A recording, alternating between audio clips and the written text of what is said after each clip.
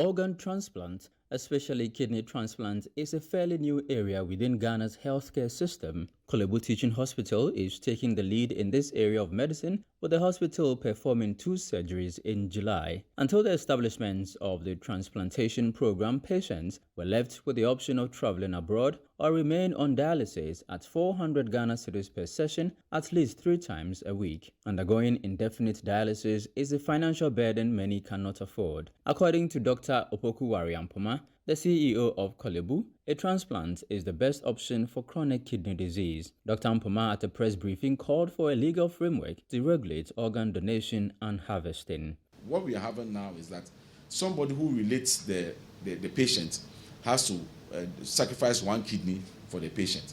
But if we pass enabling legislation that allows people to be able to say that, look, in the event of my death, you can harvest my kidney or my whatever organ, so that it will save another life, so that even in death you become productive, or even in death your death even helps somebody. Okay, that's what advanced societies have done. They've created that framework so that you can imagine that suddenly a large pool of organs becomes available for a lot of the patients on dialysis, because there are many of the patients, sometimes they come, they do the testing, and none of their available relatives is a match. So there's no point in taking the transplantation because it will fail.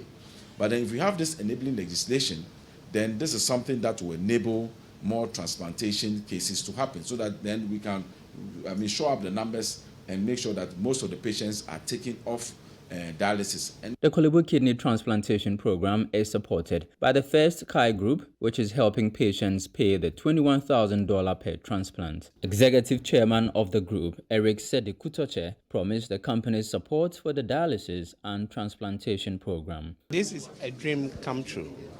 This is what I've been dreaming about.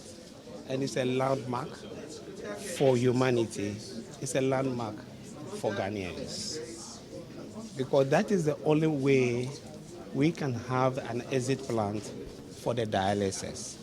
For the past 6 years, First Kai has been supporting the dialysis over the total cost of 13 billion Ghana cedis.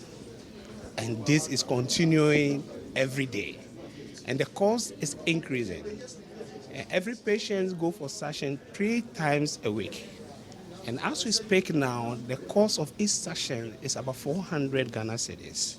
You could imagine someone on dialysis for almost 10 years, 15 years, and the total cost spent on these medical services.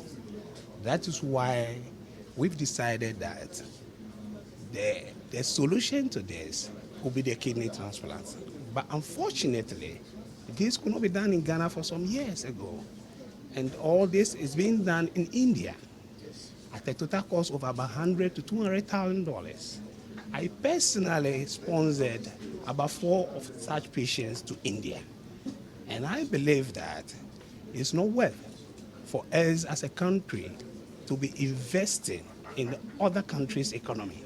That is why I decided to put a team together to look at the ways that this could be done on our soil.